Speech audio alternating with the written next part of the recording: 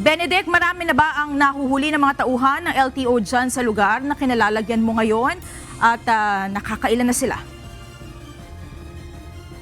Magandang hapon, Monica. Ayon sa team leader ng Land Transportation Office na nakabantay dito sa may Rojas Boulevard going to EDSA, ay nasa 8 e-trike na ang kanilang nahuli ngayong maghapon.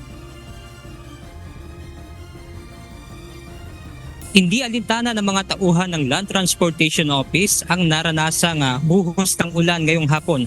Sa pagbabantay ng LTO, isang e-trike driver ang hinarang ng mga otoridad matapos dumaan sa EDSA. Kwento ng e-trike driver, hindi niya alam na bawal na ngayong araw ang pagdaan ng e-trike sa mga pangunahing kalsada. Oo, kung alam ko lang, hindi ako pupunta dito eh. Oo, po ba makapit to? Hindi na ako babalik dito kahit totoo lang. Pinababa naman ng LTO ang pasahero nito. Matapos namang makuha ng LTO ang chassis number at litrato ng e-trike, ay inisyuhan muna nila ito ng ticket at muling pinalalahanan ang driver na bawal nang dumaan sa malalaking kalsada ang mga naturang sasakyan. Sa susunod anilang mahuli ang naturang e-trike ay posibleng i-impound na ito. Sa inilabas na listahan ng LTO, kabilang sa mga kalsada na bawal daanan ng mga e-trike ay ang EDSA, C5 Road, Rojas Boulevard at Quirino Avenue patungong South Luzon Expressway o SLEX. Samantala, daing naman ng mga kumikit sa e-trike tulad ni Eric Malilin at Jessrom Pineda na bagamat alam nila pareho na bawal dumaan sa major thoroughfare, pakiusap na lang nila na huwag masyadong higpitan ng mga otoridad ang ginagawang panguhuli sa mga lugar na pwede naman silang dumaan. At sabi nga nila, huliin, lalo na ako, wala akong lisensya. Hindi nakarehistro yung e-bike. Siyempre, nakakatakot, baka ma-impound. Yun lang ang paghahanap buhay namin. Anong magagawa? Anong mangyayari sa amin, siyempre? Naghanap kami ng ibang option, wala. Kaya nga ho kami naghahanap buhay para makaraos araw-araw eh.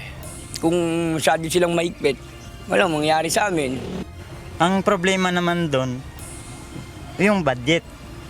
Mahirap na nga eh. Tsaka pahirapan din yun ang biyahe namin eh. Hindi nga kami kumikita ng 500 sa isang araw. Minsan mahuhuli pa. O, siyempre, pag hindi ma-impound, ariglo. Personal use naman ang e-trike na gamit ni Roberto Santos. Anya, mayroon din siyang driver's license kung kaya't may alam siya sa mga nararapat at hindi nararapat gawin ng isang driver sa kalsada. Panawagan niya na mas mabigyan namang linaw pa ang panuntunan para sa mga ganitong uri ng sasakyan. Na katulad ko, kung huli nila ako, di ako papayag i-impound. Tapos 3,000. Hindi, tikitan nyo na lang ako kasi may lisensya ako.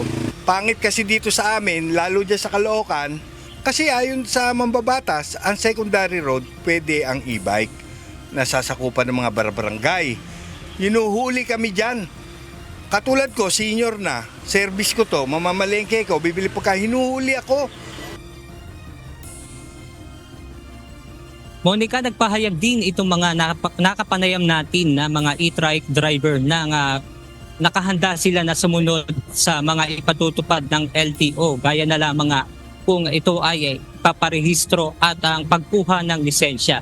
At pakiusap na lang nila na sana ay huwag masyadong mahal itong ang mga requirement dahil nga hirap din sila sa buhay. At samantala sa isang pahayag din na sinabi naman ni LTO Chief Assistant Secretary Marcos Lacanilao na kaya nila ginagawa itong hakbang na ito upang masiguro yung road safety para nga sa kapakanan na rin ng mga gumagamit ng e-trike at e-bike dahil nga delikado kung kasabay nila yung mga malalaking sasakyan. At pakiusap na lang ng LTO na sana ay unawain na lang ng publiko itong ang ginagawa nilang aksyon. Yan muna ang ating update mula rito sa Pasay City. Balik sa inyo dyan, Monica. Maraming salamat, Benedict Samson.